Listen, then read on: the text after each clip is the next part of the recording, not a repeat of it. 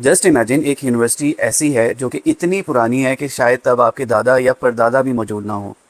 इस यूनिवर्सिटी की secret societies और सालों पुरानी ट्रेडिशंस का सिर्फ उन लोगों को पता होता है जो उनका पार्ट होते हैं। और इस यूनिवर्सिटी ने पूरी दुनिया को 30 से ज़्यादा प्रेसिडेंट्स और प्राइम मिनिस्टर्स दिए हैं। जी हाँ, ये है यूनिवर्सिटी ऑफ ऑक्सफोर्ड, जो कि दुनिया की सबसे पुरानी इंग्लिश स्पीकिंग यूनिवर्सिटी है। और इसकी हर बिल्डिंग और हर कॉर्नर एक नई हिस्ट्री की कहानी सुनाता है। आज हम इसी के अंदर झांकेंगे, चाहे आप वहाँ पे अप्लाई करने का सोच रहे हैं या जस्ट क्यूरोसिटी के अंदर एक्सप्लोर करना चाहते हैं। तो चलिए शुरू करते हैं।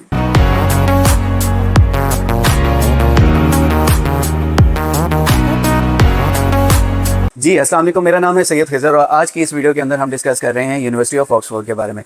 यूनिवर्सिटी ऑफ ऑक्सफोर्ड की टीचिंग जो है वो 1096 से स्टार्ट हो चुकी थी, यानी कि ये यूनिवर्सिटी 900 ईयर से भी ज़्यादा पुरानी है। ये इंग्लैंड के एक सिटी ऑक्सफोर्ड में मौजूद है, जो कि लंदन से ऑलमोस्ट 1 आवर के डिस्टेंस के ऊपर मौजूद है। ये एक पब्लिक यूनिवर्सिटी है और हमेशा वर्ल्ड की टॉप रैंकिंग्स में टॉप 5 में आती है। और कई सालों तक तो ये टाइम्स हायर एजुकेशन की रैंकिंग में टॉप 1 पे भी आती रही है।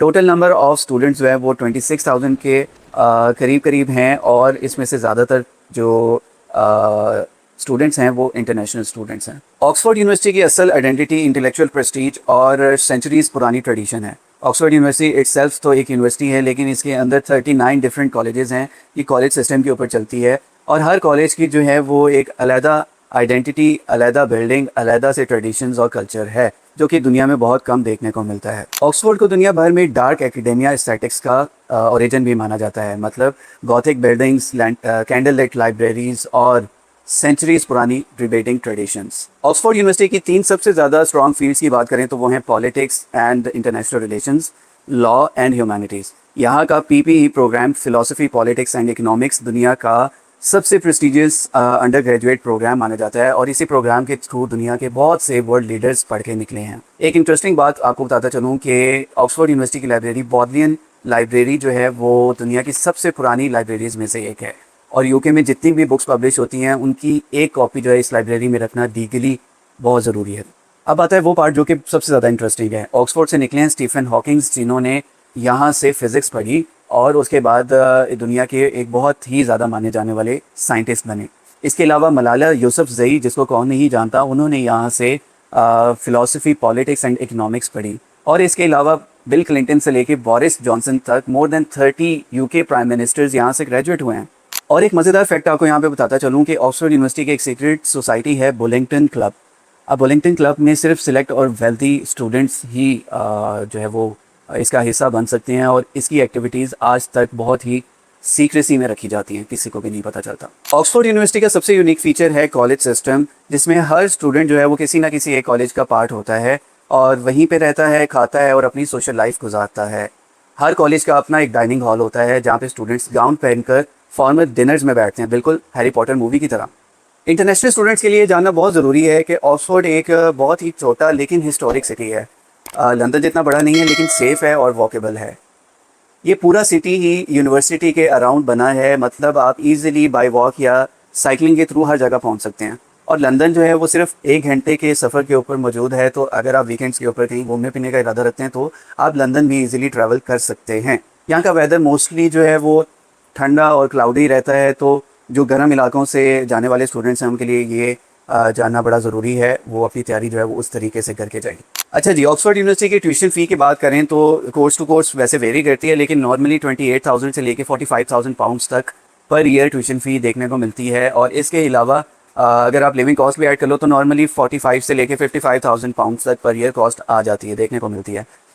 लेकिन एक मज़ेदार बात यह है कि ऑक्सफोर्ड यूनिवर्सिटी के पास दुनिया की एक सबसे ज़्यादा जनरस स्कॉलरशिप, जिसको रोड्स स्कॉलरशिप के नाम से भी जाना जाता है, ये एक फुली फंडेड स्कॉलरशिप है जिसमें ट्यूशन फ़ी और लिविंग कॉस्ट कवर होती है स्टूडेंट की।